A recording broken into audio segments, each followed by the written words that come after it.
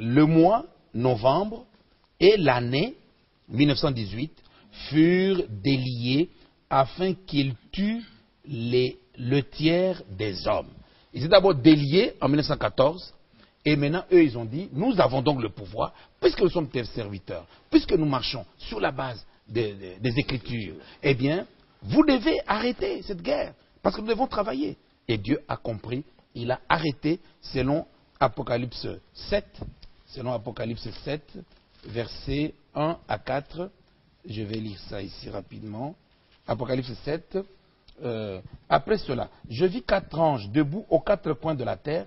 Ils retenaient les 4 vents de la terre, afin qu'il ne souffle point de vent sur la terre, ni sur la mer, ni sur aucun arbre. Pour le moment, le vent est en train de souffler sur le Congo, n'est-ce pas? Et les gens sont en train de délier les démons. Il y en a qui vont même, n'est-ce pas, dans les cimetières, etc. D'autres vont, n'est-ce pas, au Sénégal. Et je vis un autre ange qui montait du côté du soleil levant et qui tenait le sceau du Dieu vivant. Il cria d'une voix forte, ça c'est Jésus, aux 4 anges à qui il avait été donné de faire du mal à la terre et à la mer. Ne faites point de mal à la terre, ne faites point de mal au Congo, ni à la mer, ni au fleuve Congo, ni aux arbres, jusqu'à ce que nous ayons marqué du sceau le front des serviteurs de notre Dieu. Et j'entendis le nombre de ceux qui avaient été marqués. Et nous aussi, nous sommes dans la même 11e heure.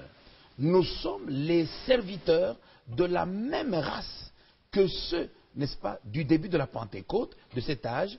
Eh bien, nous avons le pouvoir de formuler la même prière pour imposer la paix. Bien, nous sommes au mois de mars, faisons quand même honneur à Mamina, qui est avec nous ici. Mamina, votre question? Je pensais que c'était Paty Ambroise le prochain. Merci beaucoup. Monsieur l'ambassadeur, il y a eu une forte controverse après la pluie de samedi. Certains ont parlé de bénédiction, d'autres de la colère de Dieu. Oui, je voudrais vous dire, Mamina, que les pluies malfaisantes comme le déluge, les pluies bienfaisantes comme la pluie qui est tombée à la demande d'Élie, eh bien, sont réglementées par la loi de Christ selon Job 38, verset 33, où on nous dit, regardez, je vais lire ça rapidement, regardez, vous ne pouvez pas avoir de pouvoir sur les cieux. Job 38, verset 33. Je vais lire d'abord ça. Connais-tu les lois du ciel? Règles-tu son pouvoir sur la terre? Verset 8. Qui a fermé la mer avec des portes quand elle s'élança du sein maternel? Verset 10. Quand je lui imposai ma loi et que je lui mis des barrières et des portes. Donc, de la même manière que la parole qui a créé le soleil contient l'ordonnance pour que le soleil se lève à l'est et jamais il ne se fatiguera pour se lever, n'est-ce pas, à l'ouest, de la même manière, les pluies sont réglementées, et je vous lis l'écriture, psaume 68, regardez, dans quelles conditions Dieu fait tomber une pluie bienfaisante, psaume 68, verset 8, ô Dieu, quand tu sors à la tête de ton peuple, notamment quand tu marchais dans le désert, verset 10, tu fais tomber une pluie bienfaisante. Ô Dieu, tu fortifies ton héritage épuisé. Ton peuple, alors, établit sa demeure dans le pays. C'est-à-dire que les gens peuvent se demander, pourquoi? Est-ce que Dieu ne connaît pas le Congo? On va encore dédicacer le Congo à Dieu, mais Dieu connaît le Congo. Bien sûr que Dieu sait que, n'est-ce pas, Willy Kalengai est marié à sa chère épouse, n'est-ce pas, auprès de l'officier de l'état civil. N'est-ce pas? Le gouvernement le sait.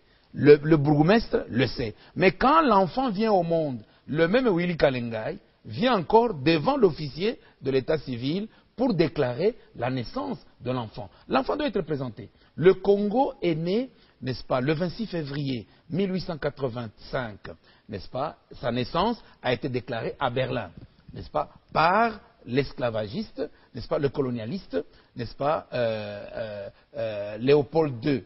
C'est lui qui a déclaré la naissance de ce bébé. Mais ce bébé esclave doit être déclaré devant Dieu, présenté devant Dieu. Mais depuis le 26 février 1885, les Congolais ont péché par rapport à Osée 8, verset 4 qui dit « Tout ce temps, vous choisissez des chefs sans vous référer à l'Éternel. Vous installez vos rois sans l'ordre de l'Éternel. Et c'est pourquoi vous êtes entraînés même à faire l'idolâtrie avec votre argent, n'est-ce pas, avec votre or. C'est pourquoi je vous retrancherai. » C'est pour cela que le Congo est en difficulté tout ce temps. On n'arrive pas à s'en sortir. Est-ce que le Congo manque de savants pour fabriquer des fusées, etc. Non, c'est parce que le Congo, Dieu dit dans Hébreux 8, versets 7 à 10, « Puisque vous ne vous souciez pas de moi qui vous ai créé, moi non plus, je ne me soucie pas de vous. » Alors, cette idée, ce projet avait tout l'air d'être salutaire pour la RDC, mais tout a semblé tourner autour de l'idée d'adhérer au dialogue. Et il y a des opposants qui accusent les confessions religieuses présentes au stade des martyrs d'avoir cherché à inviter les masses à adhérer justement à ce projet de dialogue initié par le président Kabila.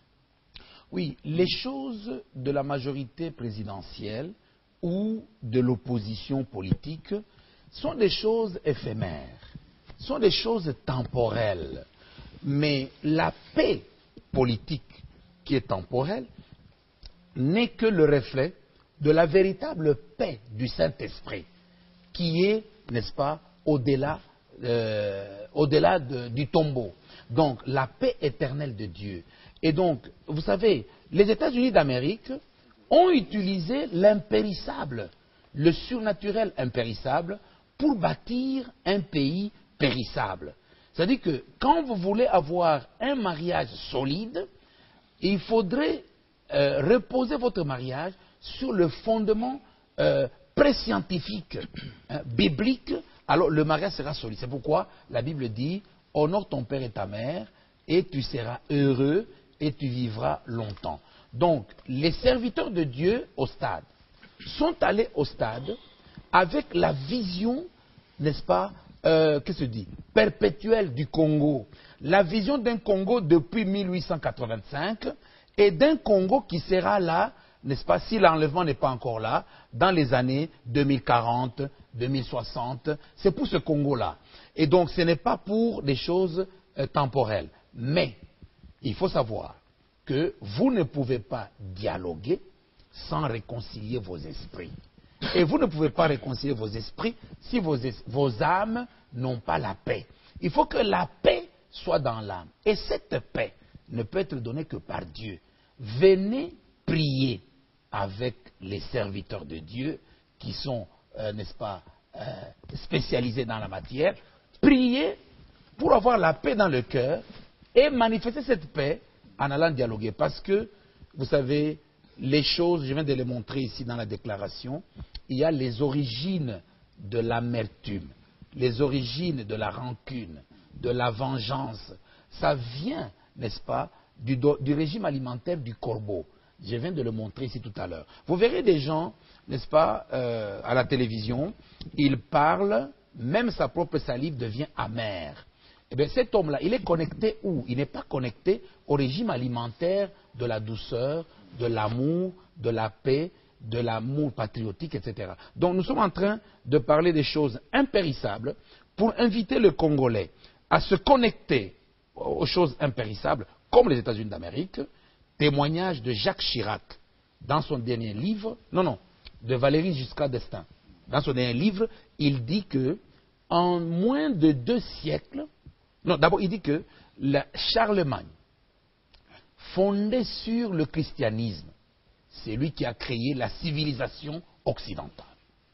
Et il s'étonne, là il ne sait pas, il s'étonne en disant, l'Amérique, en moins de 2 siècles, devient la première puissance militaire et économique.